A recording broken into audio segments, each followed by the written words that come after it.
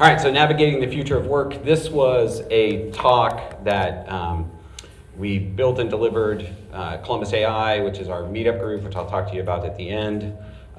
And let's get into it. It's like, this is like what we're here for, right? So the future of work. Predicting the future is a fool's game. No one can do it. If someone tells you they know what the future is, they're wrong, right? But we can look at the recent past and look at what is a guessable next step for what we're facing right now, especially AI, generative technology, those kind of things. So what we're going to do is we're going to spend a little bit of time and we're going to look at sort of what the technical past was that we just went through. Now, this starts at 1950. Right, so that's not the recent past, but this is past, sort of looking through, and then we get to right about here where you are, and if we think about it, the ChatGPT in the sort of the way we interact with it today was released on November 30th of 22. So that's about a year and a half is the time span that we're talking about. So if we look at this particular time span and say, we're only going to talk about the recent past, that little under a year and a half, and what changed there, and what was sort of the big thing that happened. And of course, the big thing that happened was ChatGPT and large language models. And that released in beginning of December, we'll say in 22. In January, we sort of got introduced with it. That started to really flow through and sort of impact society. But you're really only talking about a year and a half, less than a year and a half, since someone probably said, hey, have you tried this thing? And I want you to sort of think through the first time that you interacted with chat. Like, what was that like? Just in your mind, just sort of think through that and sort of how did that work? I'm getting a lot of feedback. We're gonna just move that down a little bit. There we go. And then large language models. So that just all happened in the last year. And in the last year, we went from OpenAI and ChatGPT to an explosion of publicly available large language models. And fortunately for us in this room, an explosion of privately available or open source large language models. Because if OpenAI was the only people that had the large language model, we'd probably have a problem, because we'd have that consolidation of knowledge and consolidation of power kind of thing in industry. But there are just as many open source large language models available to us to work with ourselves that we don't have to pay for. And so the open source community immediately stepped in and said, hey, we see what you're doing, we see how you trained it, we see the process that you went through, and then they started replicating that. So now we have a cadre of really good large language models, more come out every day, and then we have a large group of public open source language models. In fact, Llama 3 just came out yesterday, so those are comparative to everything that's in the commercial space right now. So you really get to look at all this happened again in the last year-ish. So all of that also drove a bunch of other innovations. So we have, we at Transform, we track about 20 categories of innovations in the AI space. Each one has 10 to 30 sort of entries in that. It's a small sample. But anything from AI devices like the human pen, or local LLM, like how do I run it on my laptop, to dev tools, to automation tools, to engineering tools. Everything's just exploding. And again, this is a year and a half that we're talking about. These things didn't exist a year and a half ago. And now there's this huge ecosystem that's changing how everyone is doing business. So everything up to this point is one-on-one. Me with the keyboard. So if I'm using ChatGPT, I'm working with the keyboard. It's me typing. If I decide to get up and go to lunch, it sort of stops and waits for me. And then when I come back, I can continue. Function calling is still not a big thing for GPT. It will be in the next version, but let's make the screen come back. You guys could tell me if the screen goes off. There we go. But it's me with a keyboard. Now, if we think back to the 1950s, it was me with a keyboard, or me with punch cards, or me with a spreadsheet, or me with whatever tool that we were working with at the time. It's a one-on-one. So my productivity may be increased, but the overall productivity is the same. I can't multiply myself because I still have a one-to-one relationship with the keyboard or mouse that's sitting in front of me. So let's talk about the guessable future. So now we're talking about just this slice. I only want to talk about the next year and a half because anything beyond that would be a prediction, and predictions are inaccurate. So what can we reliably say the next year and a half is going to look like? That's really what we want to focus on this one. And there's two large things in the market space: agents and large action models. So we're going to go through each one of those and sort of talk through how that changes what's going on. So what is an agent? When we talk about agents in AI, we're really talking about a piece of code for right now. It's a piece of software that runs, it's in some framework. Microsoft has frameworks, Crew AI has frameworks, there's a bunch of different frameworks, but they all follow a very common sort of pattern.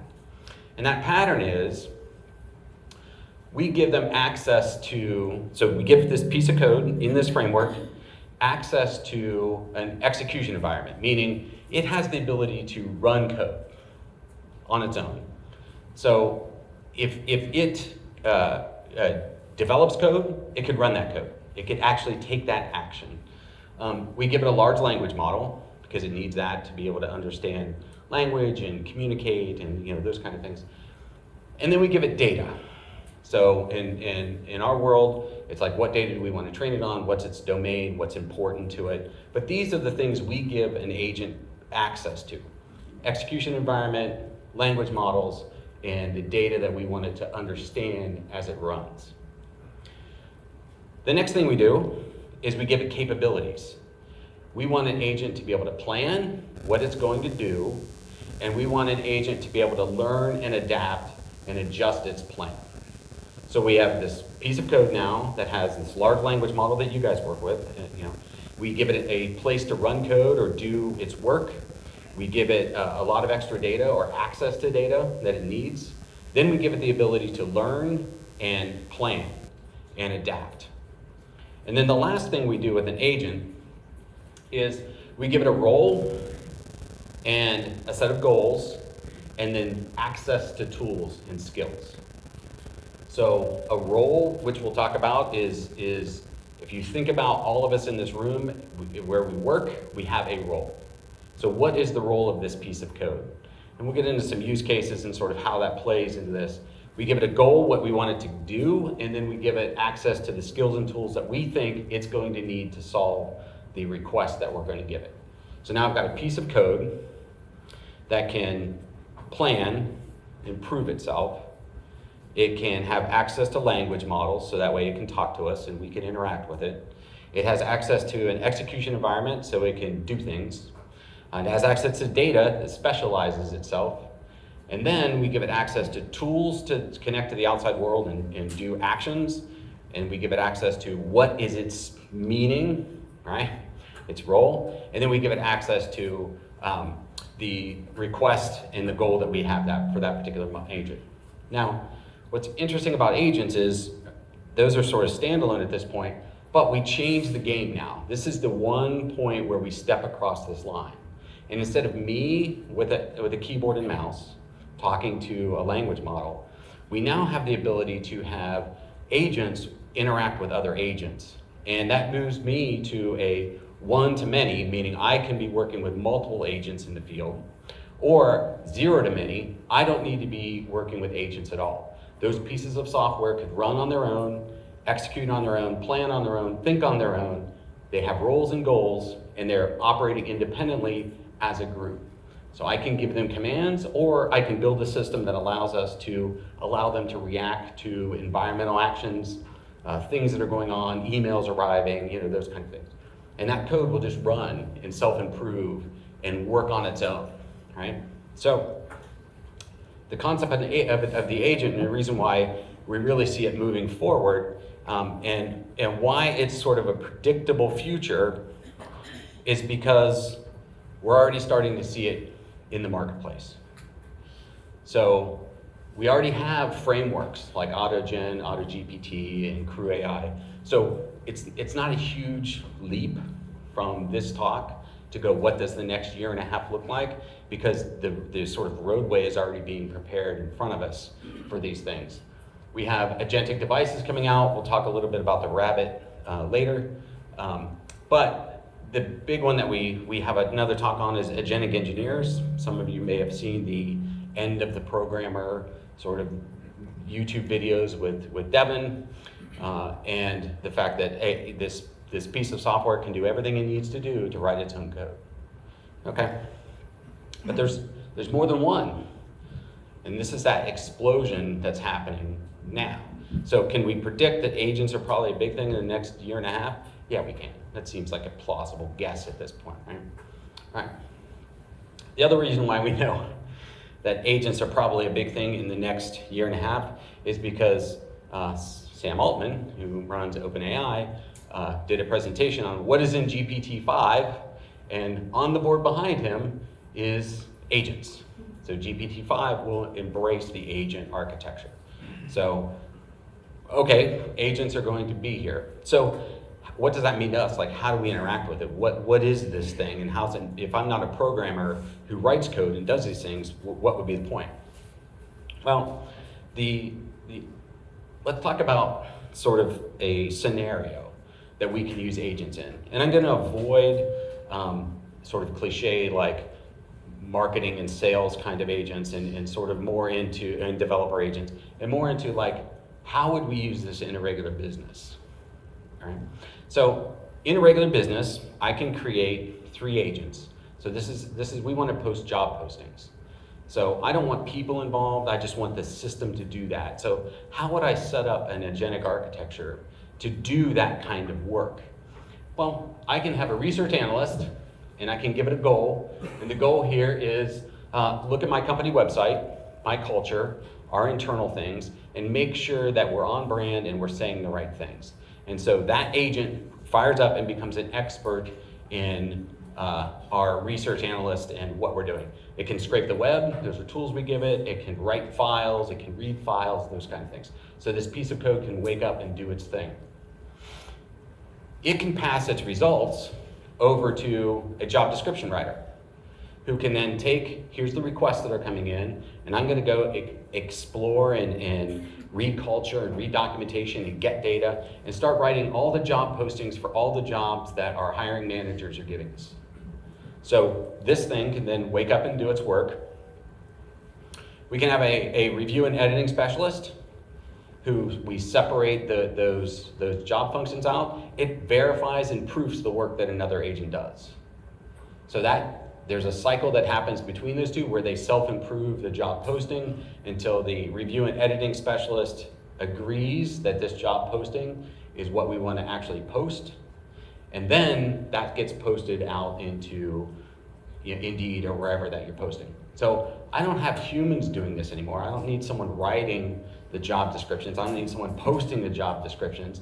We can set up a set of agents, give them the necessary tools that are available to them, and then when a job posting from a hiring manager comes through, all that research work gets done, and then the job ends up wherever being posted, wherever it needs to be posted. Now, questions I've gotten asked when we do these designs is, well, why don't I just have one massive agent? Why would we separate it into a bunch of smaller parts? If we think back to what is an agent, language models sometimes get very specialized and are good at certain things. So I can have a language model that's very good at writing code, but it's terrible at human interactions. And I can have language models that are great at human interaction, but have no planning capabilities. So what we do is we match the agent and what it wants to do with the language models that we want it to use. So there's the reason not to have the master model kind of concept, but breaking agents down. It's also easier for us as humans to understand what's going on. I can see the output of this job description writer because it's writing logs, it's essentially having conversations that the editing specialist is reading, and I can read the conversations that they're going back and forth with. So just like we don't do single shot interactions with GTP where we have system, thank you. You would think it wouldn't die if it's plugged in. So just like in GTP, we don't just sit down and say, process this data, right, and expect it to be good. We go through a series of prompts and understand sort of how to lead it into the path that we have. Agents work the same way. So I would give it a goal, I would give it the tools it needs, I would tell it what role it's in, and then it would do its work, right? Another one is a little bit more complex. Let's say I want to create an agentic Instagram team. So at our organization, we want to post on Instagram, but I don't want somebody to do it. I don't want to have to spend time thinking about it. I don't want to have meetings about it, those kind of things. We can build a series of agents.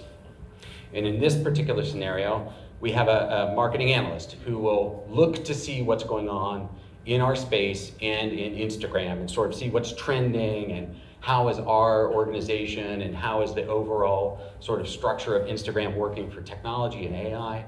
And that's what it does. It's all the time doing that job and becoming an expert on what's trending right now.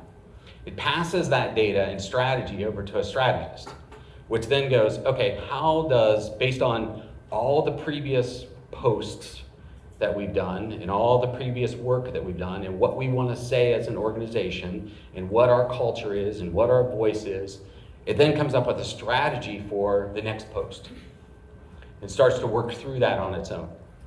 And then two things happen. One is it will pass that strategy over to a content creator, which is responsible for actually creating an Instagram post and doing the work that it needs to talk to the API and sort of develop that post and do that work.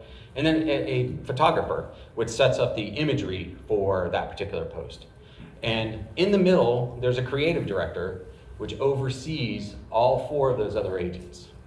So we do have sort of this concept of command and control agents that can say, look, I can give the goal of this creative director, all the work done by your team is your responsibility to make sure it's right. And that creative director, that's all it's doing, is reviewing everybody else's work and giving feedback to them, just like a regular boss would do, to improve the overall system. And then post after post after post, this system runs and does it on its own. So it's no longer me with a one-on-one relationship to the keyboard. It's now, I've created a team, they're digital, they're not people, but I've created a team that is now operating and interacting on its own and doing the work that we needed to do as an organization. This would be a good place to stop if we want to talk about agents for a second. Yeah. So see, hundreds of these things are there. Oh, he's coming with it. I've seen hundreds of these use cases, and rarely do I ever see quality assurance included in here. And these things are rolling out all over the place. So you've got early adopters that just jumped out of the plane. You've got some other people that are being a little bit more cautious. A creative director in this scenario seems to be the de facto QA person. How do you get to the point where you feel good enough about pulling the trigger on this thing and releasing it into the wild? Well, what's nice is you can run this entire system and look at its outputs and then go back and reprompt. You're reprompting, giving additional goals and backstory to each one of those agents. It's not scalable. I'm not going to ever do that at scale. What do you mean? You'd have to have a review process. So you're either going to have a machine review its own output for accuracy, or you're going to have a stopgap. I think in the world we live in today, most people are reluctant to just release something. You'll never see a bank do this without testing. So that's correct. So where is that? So somewhere at the end of the line, there's a role that says, post it, put this on the website. Who's that? Well, in this scenario, that's the creative director that will allow that to go. Now, you're still going to have humans that go, I'm not comfortable with that. They're still going to review it, and they're going to be giving feedback to the creative director as to let that post go, let this post not go, and here's why I don't want this post to go, which allows the entire system to learn from my culture as an organization. Now, to your point is, that's not scalable until it becomes scalable, until the trust factor, like if I had hired these 5 people or I hired a consulting firm to go do my social media posts, I'm not gonna review every single post that they do. After I've reviewed several of them, we come across that, yes, this works, you guys are doing a good job, go for it, right? So I would not hire a consulting firm to do our social media posts and then just say, do whatever you want. So there's still gonna be a tuning process for us. Now, you did bring in an interesting thing from the future of agents is scalability, marketplace, and tuning, right? QA. So if we look at that predictable future, the guessable future, we already see scoring mechanisms coming out for agents. How good are they at their particular job? We already are starting to see marketplaces come online that allow you to buy these agents or packages of agents or workforce teams that then you fine tune to your particular use case. And then there are now 5 separate rankings or ratings that any particular agent or agent team can go through from a scoring mechanism on specific standardized tasks. So we can now give standardized tasks to a set of agents, like a team like this, and see what it comes up with, and does it meet the standard by which we want this agent team to do. So as you start looking at like procuring agent teams, you could write this all yourself, but really, if we think by the end of the 1.5-year time frame that we're talking about, you won't. You will be buying these things off the shelf that I need a Instagram posting team, this one's highly rated, and it's gonna go, I need this kind of data to train this team, you're gonna give it the data that it needs, and then it's gonna go to work for you. All right, and a lot of us are gonna do that, and then you can always fine tune and replace, and what's nice is this is all really code, so it's not like it's actual people that I have to offend by telling them they're not doing their job right? So. I'd like to carry that question a little bit further over here. Yeah. Okay. There's a post on the Transform Lab website that says you're already doing this for replacement developers. Correct. Correct. Could you talk about that and the distinction between replacement and augmentation and the problems you've addressed in replacing AI developer and replacing human developers with AI? Yes, and if we look back to non-agentic teams, so this is an agentic framework, now we're looking back to agent engineers, and there's several that are on the market right now. What we've realized and what we're experimenting with, because it's still an experiment, this is very new stuff, right, is can I take a agentic engineer, pair it with a more senior developer, and can they do the work of 4 or 5 mids and junior developers? How fast can we produce that work, and what is the real role of that senior developer in that workspace? Because the agentic engineer works nonstop. There is no downtime. There is no like, I need to go take a break. It just works. So is there an opportunity for us as an organization at Transform to look at it and go, we can bring better or solutions? We have the iron triangle that all development works under, right? So if you're not familiar, the iron triangle, essentially the scope of the project, the timeline that you want to spend, and the cost of the project. So in the iron triangle, can we move the needle to the benefit of our customer? And we can, because we can produce more code with less people, and the code quality is still high. Now we're working on the code quality and how much back and forth you have to have, and these agentic engineers are still growing.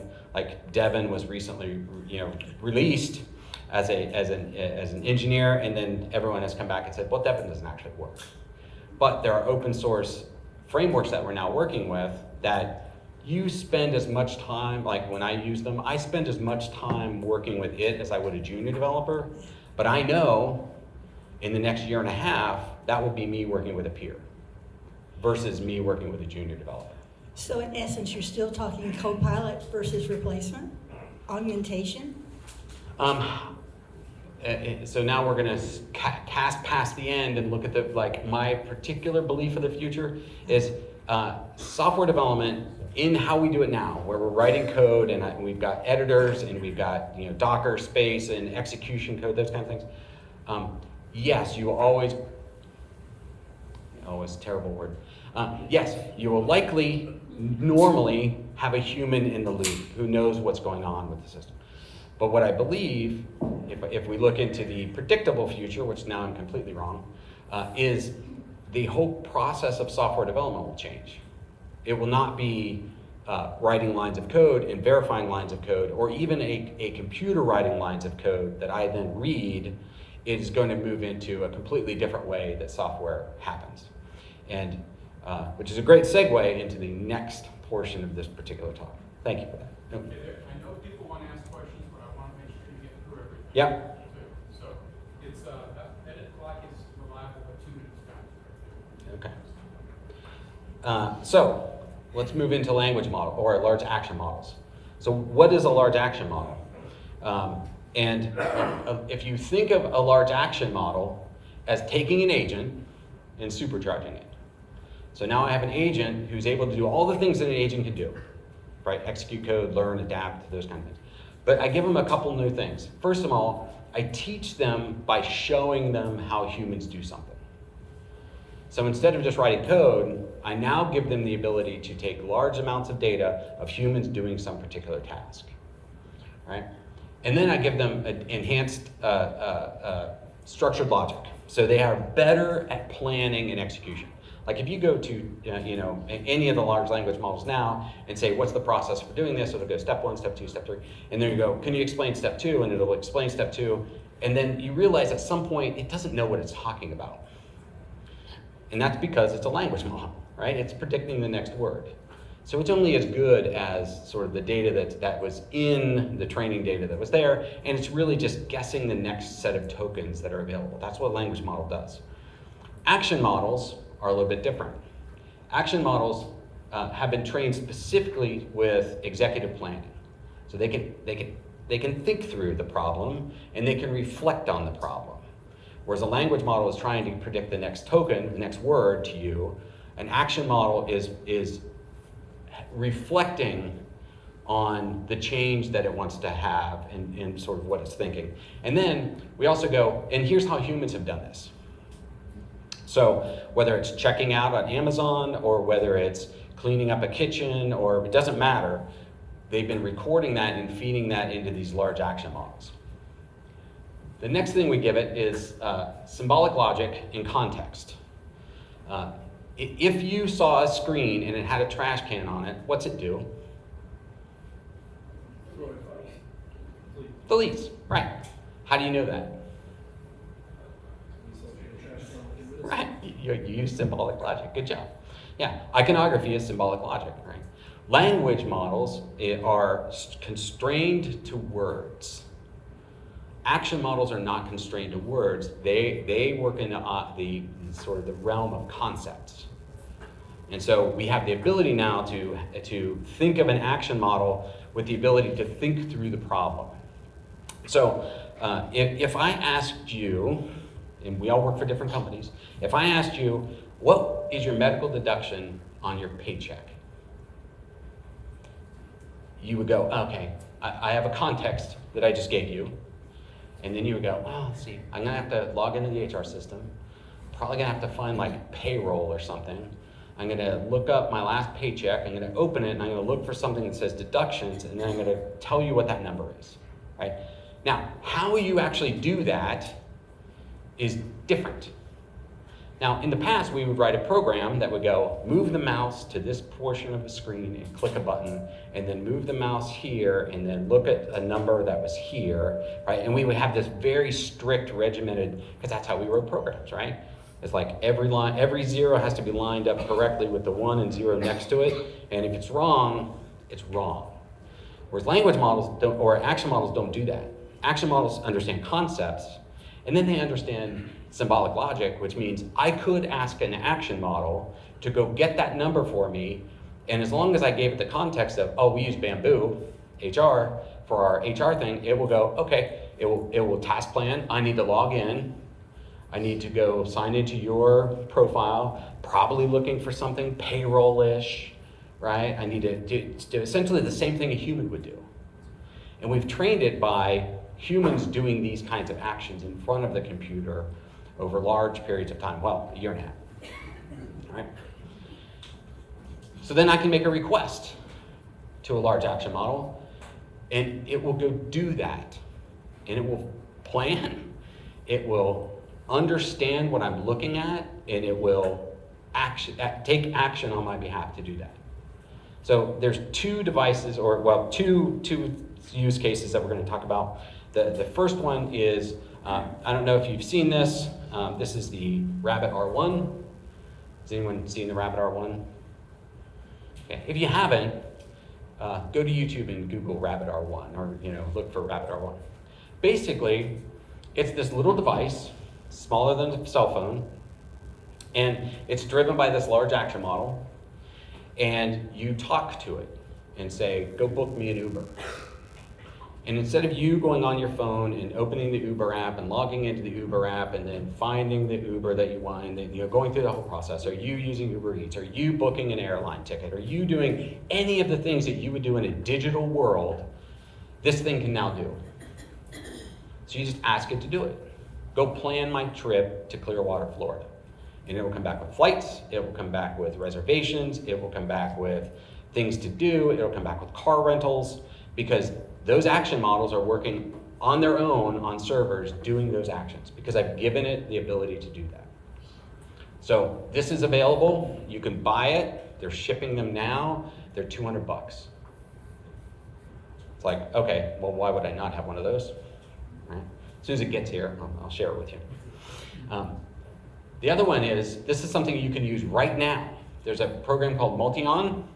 You go to multion.ai. It's something you install into your browser, and you can have a question. You can talk to it about anything. You can say, hey, what's the latest tweet from Sam Altman? It plans. I'm going to click on the search icon because it was already on Twitter. But if it wasn't on Twitter, it would have went, oh, I need to open a new browser tab and go to Twitter. And it would open Twitter, and then it would log into my account.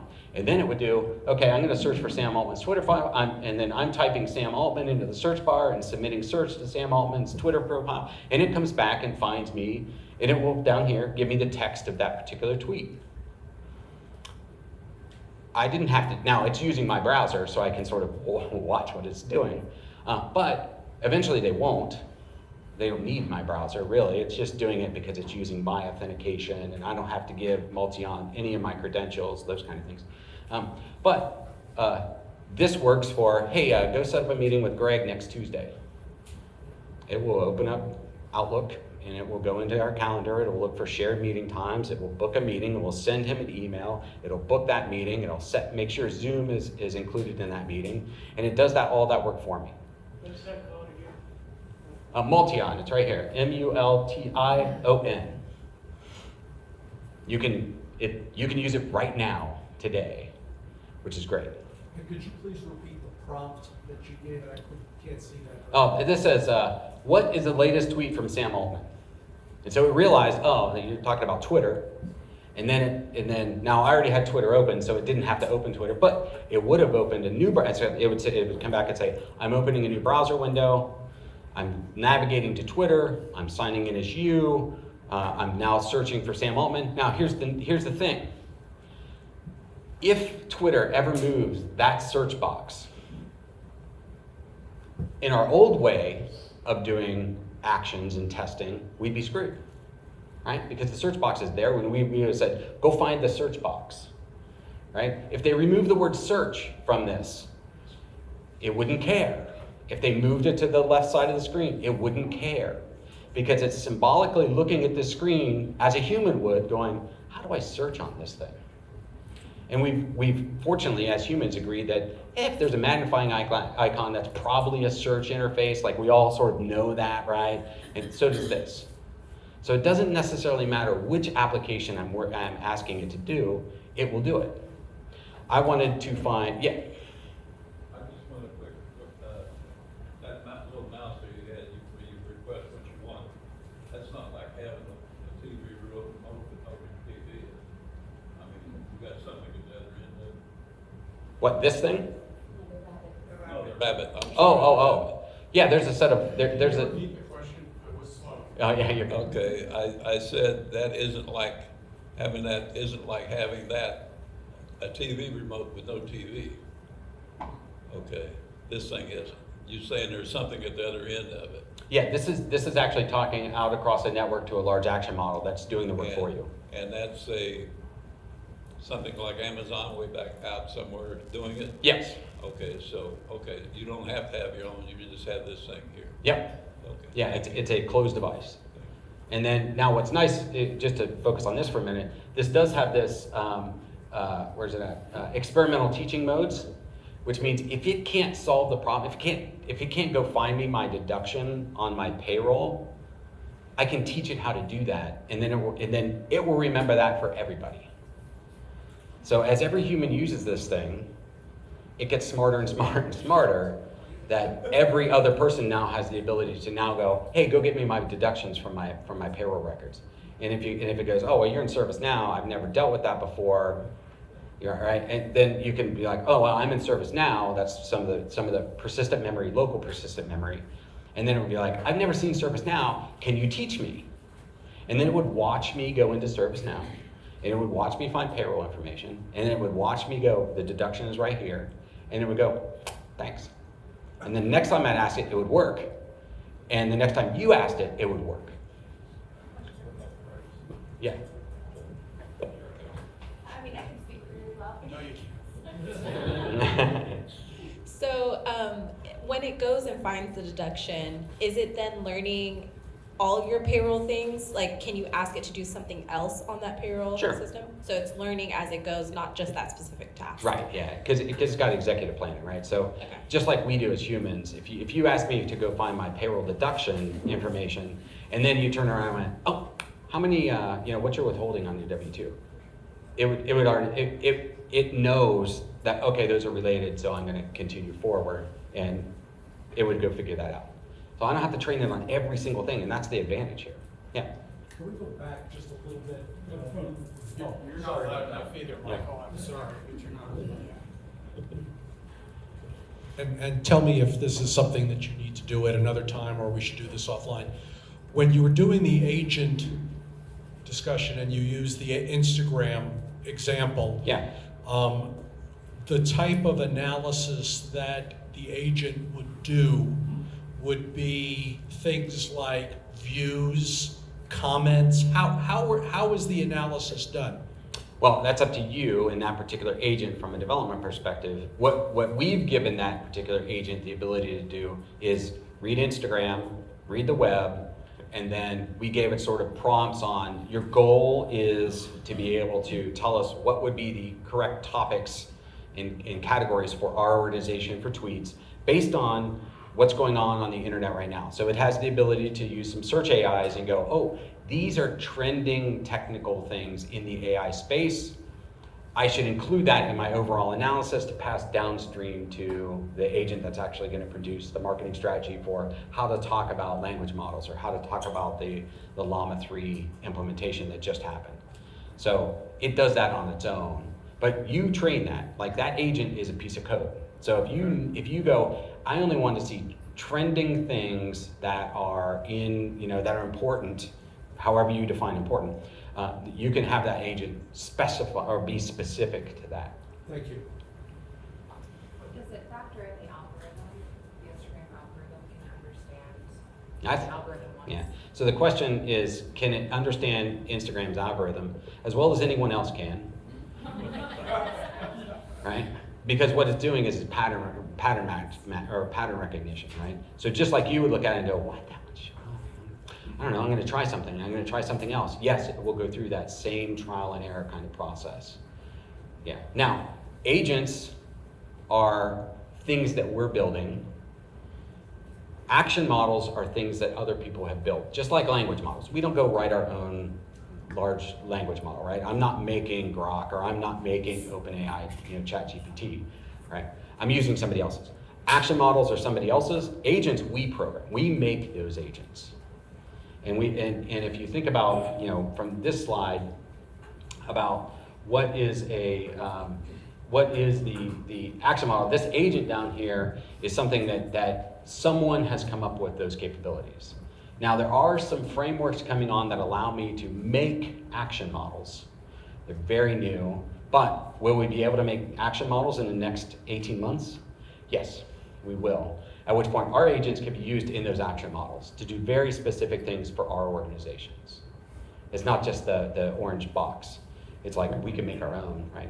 So, yeah. So why does this Rabbit R1 need to be a separate device? Why wouldn't it just be an app? Good question. And that is like one, there's two sort of arguments that are going on out in the ecosphere of like devices. The first one is pins like the Humane pin and like what's their point? You know, you've got a little device, you can touch it and you can talk to it. Like I could do that on my phone. What you get out of this is, and what they're sort of targeting to is, I can have an assistant that I go book me the flight. And I don't have to open up my phone and I don't have to go to an app and I don't have to do my appy kind of things. And what they wanted to do was break the concept that it's just an app. Because it's not just an app, because it does all these other things. Like I would have to be able to teach it if it doesn't know how to do something. And how would that work, and those kind of things. So what they really wanted to do, and I think they were pretty smart at making this relatively inexpensive. But it does have, you know, cameras, it does have the ability to do GPS, it does have cellular capability, it can talk, you know, those kind of things. But they really wanted to start breaking this is the thing that we all have. But I don't want to run out of talking to my zipper card. How do you protect your personal information? Like if you were logging into the software and they find your contact information, look at your social, your address, and how do you keep your devices from getting viruses? Yeah, so that's great, and we will know the answer to that in a year and a half.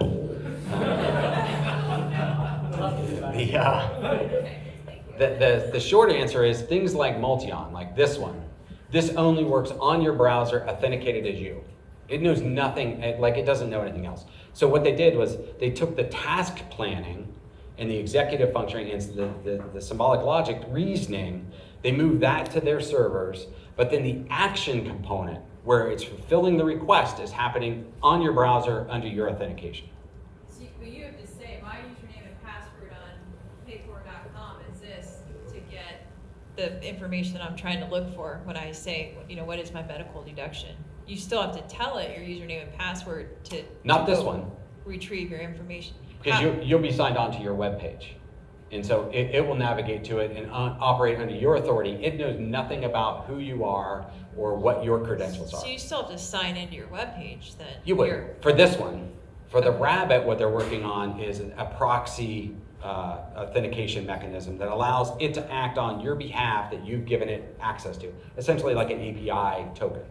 So just like I can create an API token key to call my OpenAI, talk to like GPT-4, right? I can do that programmatically. It works under my token, so it knows who I am when I make that request. A very similar structure is what's happening in Rabbit that says, okay, you signed into Spotify, just like you would through Google or Facebook or anybody else, use your Google credentials, but then it grabs a token and says, I can operate on your behalf and you've given me access to. Just like any other app that you have on your phone that says, how do you want to create your account? And you say, log in using Google, and it goes, okay. And then you're logged in. It's a very similar, but it's exactly the same actually. It's not similar, it's exactly the same mechanism. Yes? So then by definition, does it actually have capability of interacting with other applications on your other devices? So, let's your other devices are endpoints, right? Like if I have Canva on this device, or I have Gmail on this device, it's not really on this device, right? It's just connectivity to some cloud service out there. Because this device has the same connectivity to those exact same things as this device does. Would Rabbit have that same connectivity? Yeah, it would. Okay. So it could then interact with your other applications and learn more about how you function, what you do. what other processes that you give authentication to to then do that on your behalf. Absolutely, because if you think about the example that they even use is, book a trip to London, it interacted with the air, the flight system, like bought you tickets. It interacted with the car rental system. It interacted with Airbnb, right? So it's interacting, instead of you doing it with 3 separate apps, it just did it for you. Yeah. And came back with, here's your itinerary. Do you want to accept it or not? And you say yes, and then it actually does all the booking for you. Yeah, so then it would then okay. Yeah. Yeah. Very convenient. It's next to me. What in the predictable future do you see that this technology in general would not be good at? Where is it clumsy? Well, will continue to be clumsy. I think the conversation that we had back here is, why do I need another device? No, I'm sorry, and just in general. Oh. Like, LAMs and just generally agents and agent interaction models, etc. Well, context windows are getting bigger, so my underlying language models will understand more, right? If I got a 1 million token context window out there. I think your limiters are going to be, has anyone trained it to do what you're asking it to do, and are you willing to train it to do the thing you're asking it to do? If you do, then it can do it. That's the great thing about these action models, especially with some of these devices that are coming online. And one follow-up question, and I'm probably gonna get this very wrong, but generally in complexity theory, the more complex system kind of overtakes and wins. How sensitive are these models to very small changes, and how do you avoid unintended consequences at large scale? So, yeah, so we still have user defects that come back because someone doesn't understand the interface, right? If I put the checkout button and it's yellow, and I put the cancel button and it's not yellow, like mentally I could look at it and go, oh, that's checkout and cancel, right? I can just cancel. If some designer switched those, there would be a fair number of people clicking on the yellow button thinking they're checking out, meanwhile they're canceling their transaction, right? I mean, that would happen. And you would look at those same issues that you would have with a language action model or a large action model. So because it's using the same sort of reasoning humans are doing, if a human's going to get it wrong, that model's probably also going to get it wrong. So that's sort of the short answer to that one. I gotta ask this. So if you have agents, designing agents that the intent is to sell these agent models to other people, that implies that you have ownership of the thing that's being created. But what it's looking like right now, that the law does not provide for that. I don't, think there's going to be any real legislative action on this in several years. So, is there any practical problem with that? With having coding being done by non-humans that is not protectable, essentially? Like somebody takes it from you, we really don't know how that's going to go. So. Right, and if we think about our agentic frameworks right now, it is still my code that's running, and then we super train it with additional data, those kind of things. But would you be able to go in and reprompt it? Yes. If you change the language model out, is it going to respond the same way? No, because you can't get a language model to respond the same way the second time you ask for the exact same thing, right? I mean, that's not what it does. It's generative. So from a domain of ownership, would you be able to get like a process patent or something for how your agents interact or something? Maybe, but I think it's more like copyright. Yeah. If you don't own the code, I mean, I just got back from a conference with in-house counsel that they're saying, like, if you're developing code for your company, like, you shouldn't be generating it.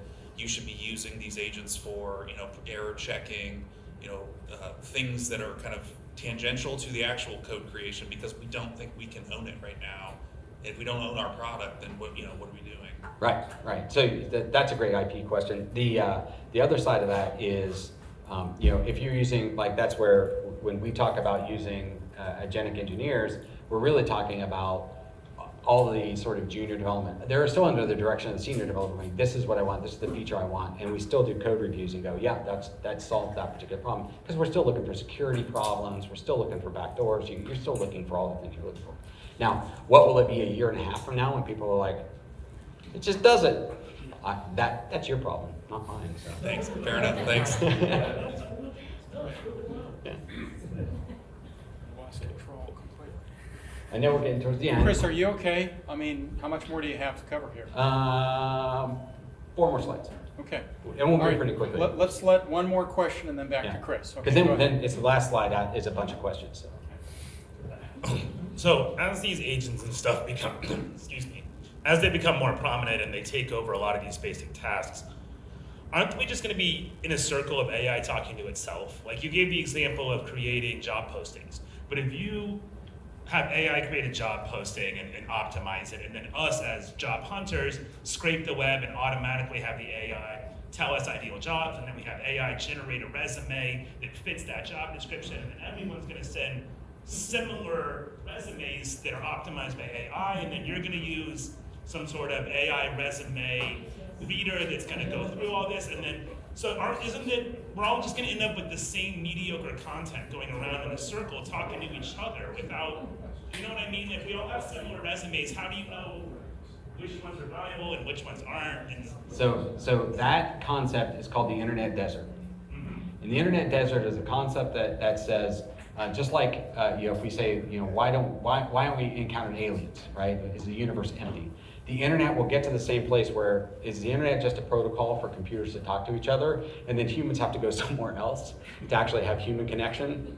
Maybe, but I think that it's a legitimate point, and it's a big talked about thing. And look, if you Google the internet desert, that's exactly what it's about. Is like, are these just a bunch of bots always talking to each other and like creating content? And sometimes we read it because you can't avoid TikTok or Shorts or YouTube or like. So do humans just sort of get drug along with that? And then the question would be, well, how good's your resume writing agent versus my resume writing agent?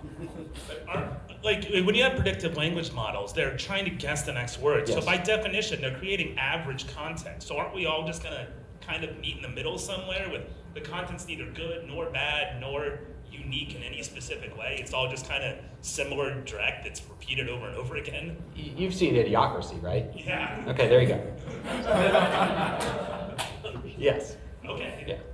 All right, so unleashing AI is the future of work. We'll close this up at this point. So the question is, and it's relevant to what we just said, is this a paradise? Are we like, this is the best thing ever, right? Like we're just gonna sit on a beach and computers are gonna do all our work, and like, we just move into a society of leisure and like, that kind of thing? Or is it a dystopian future where we're all wandering around trying to collect garbage because the computers have done all the work and we don't have jobs? Okay. And if you ask a large language model, it'll actually tell you it's a little bit of both. So, I mean, you get dogs. I mean, that's a good thing, right? I mean, that's a happy utopian kind of thing. But yes, it's like, all right, yeah, this is apparently what we're all doing is we're stumbling around in a paradise of utopia. So this talk has some siblings. So this is the future of work. We have one that's on the future of labor, which is how how these kind of technologies are coming out to the physical world, not just the digital world. And then we do have one on the future of programming. To that point, there is the Columbus AI meetup group that meets once a month.